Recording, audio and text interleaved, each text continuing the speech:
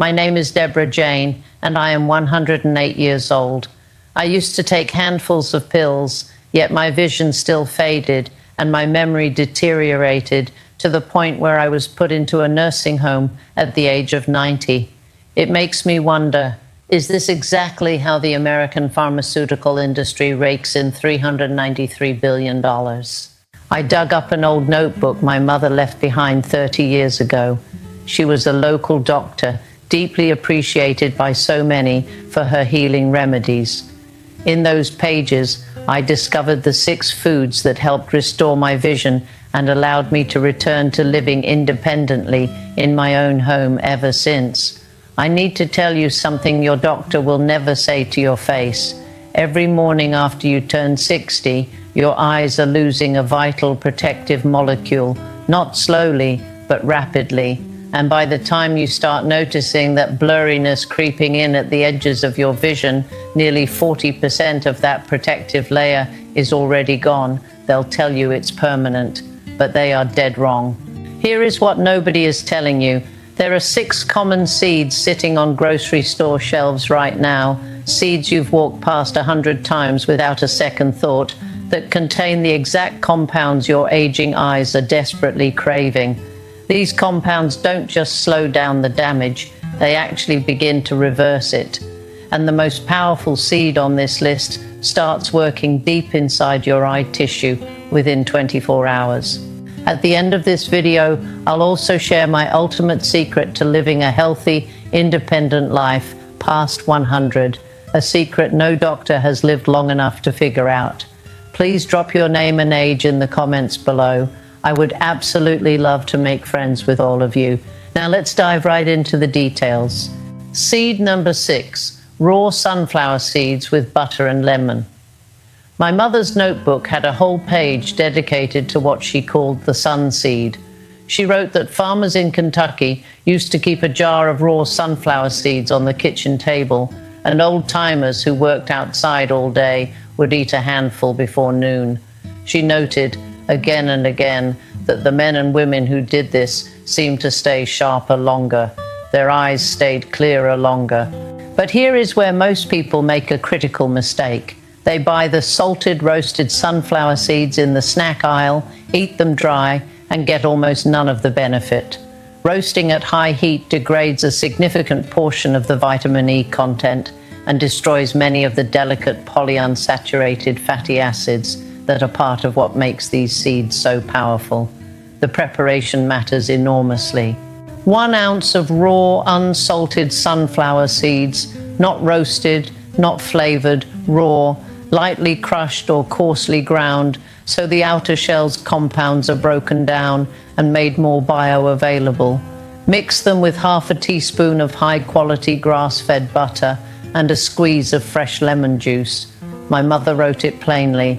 Seeds with a little fat and something bright. The body drinks it right up. She didn't know the biochemistry. She just knew it worked. Seed number 5, flax seeds with butter. If sunflower seeds are the shield, flax seeds are the repair crew. They rebuild the structural integrity of retinal cell membranes.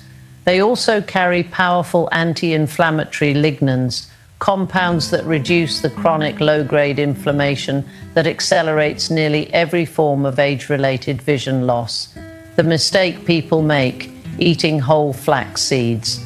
The outer shell of a flax seed is almost completely impermeable to human digestion. If you eat whole flax seeds, the overwhelming majority pass straight through you undigested. You're getting almost nothing. You must grind them. Freshly ground flax seeds, used within 24 hours of grinding because the volatile fatty acids oxidize quickly once exposed to air, are a completely different food from the whole seed. 1 tablespoon of freshly ground flax seeds, ground that morning, never the night before, stirred into half a teaspoon of soft grass-fed butter. She eats this as part of her morning ritual, sometimes mixed into a small bowl of warm oatmeal, sometimes simply on a piece of whole grain toast. Seed number 4, ground chia seeds with coconut oil. My mother called chia seeds the patient seed. She wrote that they were slow to show their effects, but that the people who committed to them long term seemed to age differently than those who didn't. They stayed clearer, more balanced, less prone to the foggy, unsteady quality she saw in her other patients of advanced age. The mistake people make, eating chia seeds whole and dry. Like flax, the outer shell significantly limits digestibility and nutrient absorption when seeds are eaten intact. Grinding improves bioavailability. 1 tablespoon of freshly ground chia seeds. She keeps a small batch ground in a sealed glass jar in the refrigerator, using it within 3 days, mixed with 1 teaspoon of cold-pressed unrefined coconut oil. The coconut oil is the fat carrier here. It contains medium-chain triglycerides, which are absorbed differently than long-chain fats, providing rapid energy to brain and eye tissue, while simultaneously acting as a vehicle for the fat-soluble nutrients in the chia seeds. She mixes this into her morning routine, often added to a small smoothie or stirred into a cup of warm water with lemon. Seed number 3, hemp seeds. Hemp seeds are the quiet powerhouse that nobody talks about anymore. They should be talked about far more. Hemp seeds are one of the only plant foods that contain complete protein, meaning they provide all 9 essential amino acids in proportions that the human body can readily use. For older adults, maintaining protein synthesis is critical not just for muscle health, but for the constant repair and replacement of tissue throughout the body, including the delicate cellular structures of the eye. The preparation. Hemp seeds require almost no preparation, which makes them the most accessible of all 6 seeds. Their shells are soft and fully digestible. You do not need to grind them. You do not need to soak them. You can eat them raw, directly from the bag. 2 tablespoons of raw, shelled hemp seeds, eaten as part of her morning breakfast, sprinkled over whatever she's having, or eaten by the spoonful. No cooking, no processing, just the seeds, as nature made them. Mother wrote in the notebook, "Don't fuss with hemp, it knows what to do." Seed number 2, pumpkin seeds. If there is a seed that speaks directly to the health of the aging brain and eye together, it is the pumpkin seed. Pumpkin seeds, pepitas, when hulled, are an exceptional source of zinc, as mentioned in the context of chia seeds, but in significantly higher concentrations. A single 1-ounce serving of pumpkin seeds provides approximately 14% to 20% of the recommended daily value of zinc for adults, depending on individual absorption factors. For someone dealing with age-related vision decline or early-stage macular degeneration, this is clinically significant. The mistake people make, buying roasted, salted pumpkin seeds and consuming them as a snack without fat. High-temperature roasting degrades both the delicate fatty acids and the lutein and zeaxanthin content. Carotenoids, like lutein and zeaxanthin, are fat-soluble, and without dietary fat present during digestion, very little reaches the bloodstream and ultimately the macula. 1 ounce of raw, unsalted, hulled pumpkin seeds, lightly warmed, not roasted. She heats them in a pan for no more than 2 minutes on very low heat, just enough to make them fragrant without degrading the nutrients. Then eaten immediately with a small amount of butter or mixed with a drizzle of olive oil. The warmth slightly softens the seed structure, improving how the body breaks down and accesses the nutrients. The fat is essential for carotenoid absorption.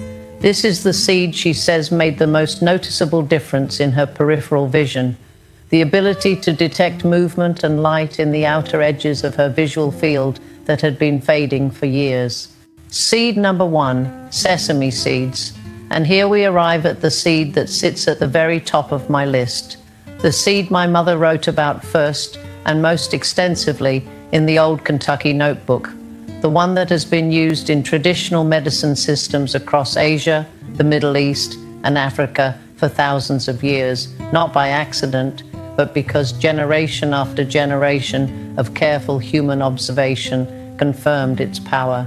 Sesame seeds.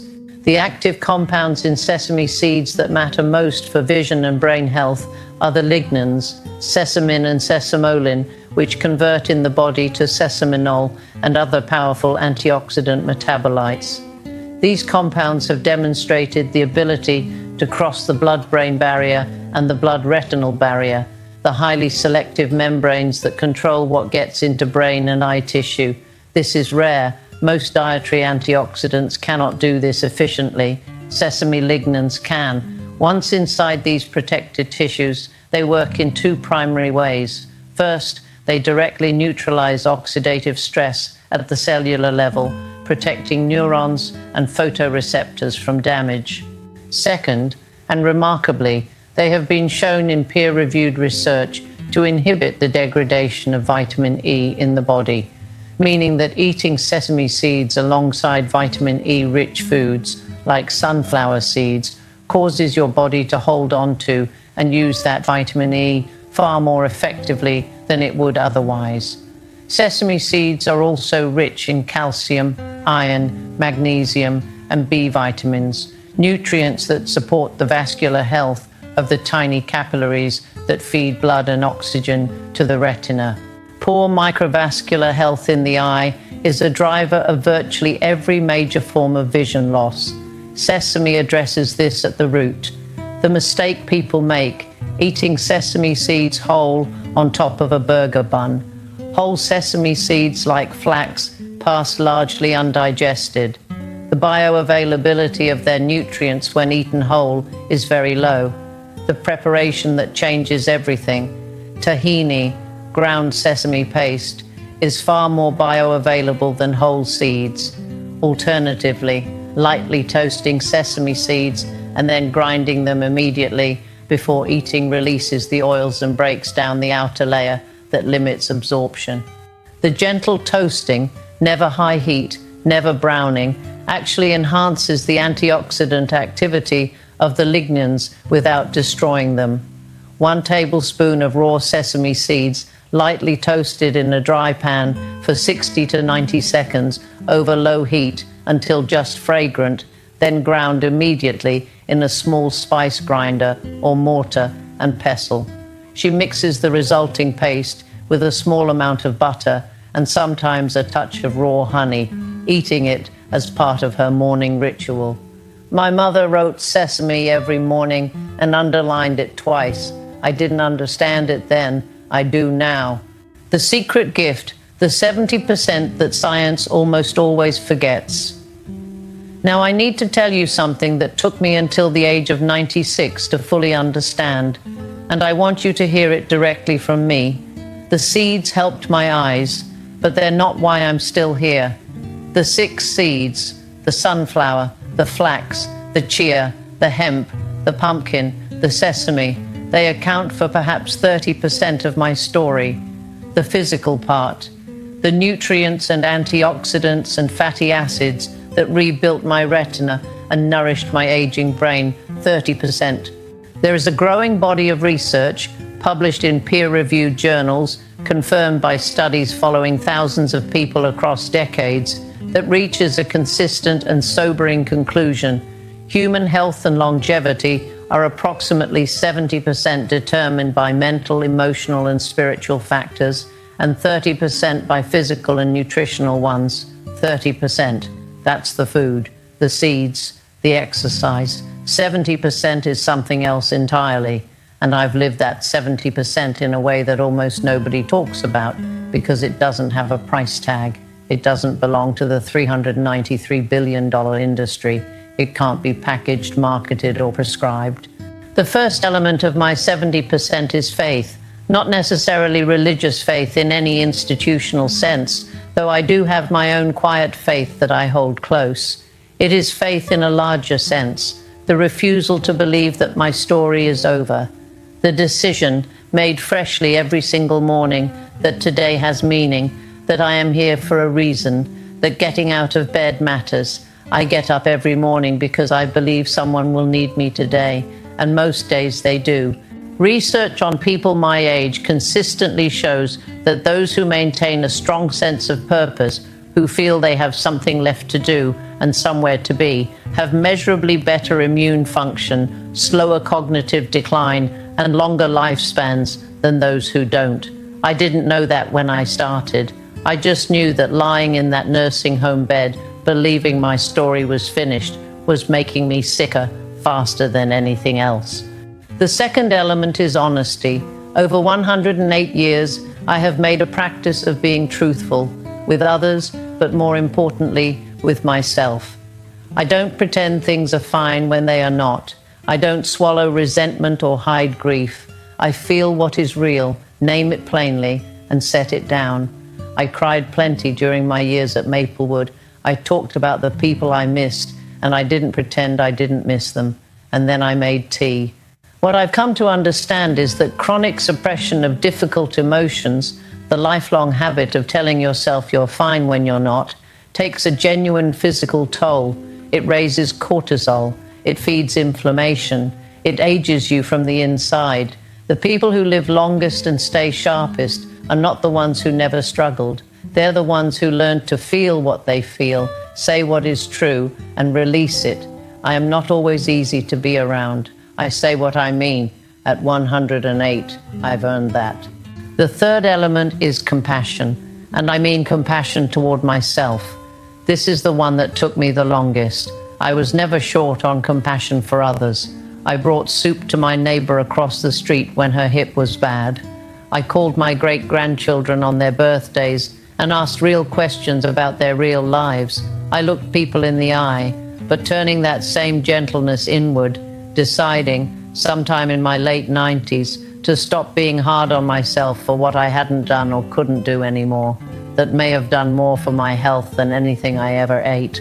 Self-compassion, the research says, is associated with lower anxiety, better sleep, lower blood pressure, and greater resilience when facing physical health challenges.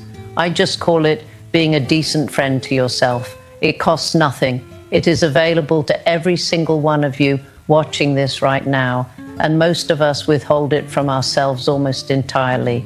I wasted decades being harder on myself than I would ever have been on anyone I loved. I don't do that anymore. I recommend you stop sooner than I did. The fourth element is patience. I did not regain my vision overnight.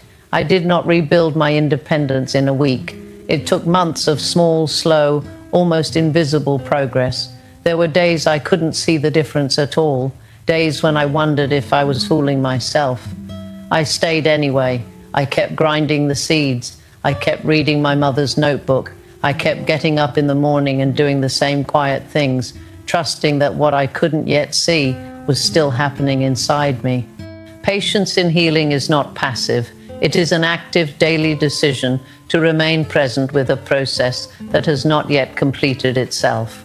Our culture promises results in 24 hours and 3 easy steps. Real healing, the kind that gets you to 108 with your eyes open and your mind clear, does not work that way. It never did. It never will. You have to be willing to stay. The fifth element is helping others, always, even now, even at 108, with my eyesight still imperfect and my gait a little careful, and a body that has carried me through more than a century of living. Even now, my primary direction is outward. I make extra soup.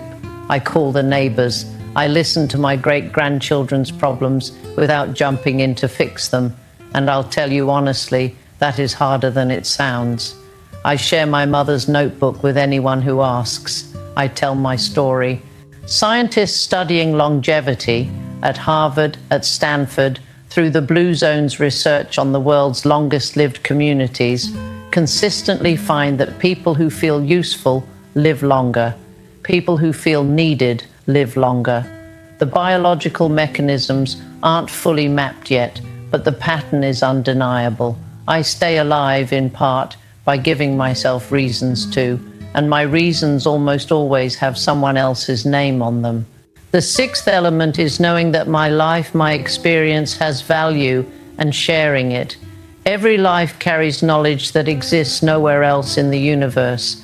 I know things that no book contains. I have lived through things that no one alive today has seen, and for years, Especially during those dark years in the nursing home, I let myself believe that what I carried was no longer useful, that my chapter was written and the book was closed. That belief was wrong, and it was slowly killing me. When I began to speak again, to share what I remembered, what I had learned, what my mother had written in that old notebook, something shifted in me that I still don't have the words for. I stood a little straighter. I thought a little more clearly. I stayed curious. I stayed present.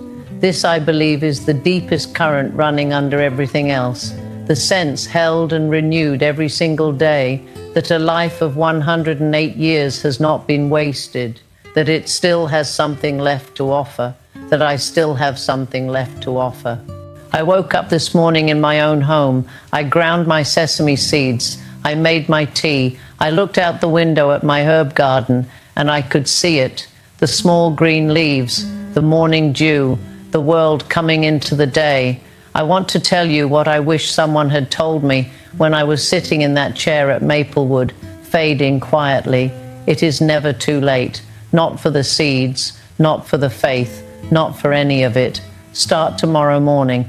Pick one seed, just one, and add it to whatever you're already eating. Keep a simple journal, just a sentence a day about how you feel, what you can see, what you noticed. And while you're at it, ask yourself one honest question every day. Call one person who might need to hear your voice. Do one small thing for someone else, even if it costs you almost nothing. That is the whole protocol, the physical and the 70% that makes the physical possible. The seeds are at your grocery store. The rest is already inside you. If my story moved you, please share it with someone who needs to hear it today. Leave me a comment below. I am told they read everyone to me, and I love hearing from you. And if you have your own story of healing, of starting over late, of a remedy your grandmother kept in a notebook somewhere, please share it. That is exactly the kind of knowledge this community was built on. God bless you. See you in the next one.